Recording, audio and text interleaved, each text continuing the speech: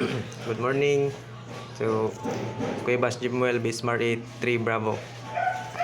To answer the question, give a brief explanation, proof, and illustration of the presence of a supernatural being using a tangible objects that relates to a scientific finding about the fine-tuning. So, philosophically, fine-tuning suggests that the universe is not the result of a blind chance alone, but is best explained by an intelligent cause, which is viewed as many as a supernatural being.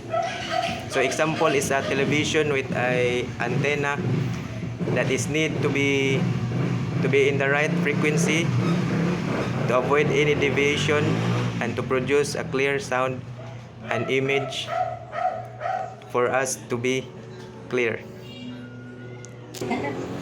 Number 2 is name one faulty religious belief and use philosophical concept and reasoning. Superstitious beliefs are excluded. So example is the beliefs of the God of the gaps that says that God does not exist where science existed. So it is wrong because science explains mechanisms while God explains itself, and God is metaphysics and it's not a mechanism. Thank you.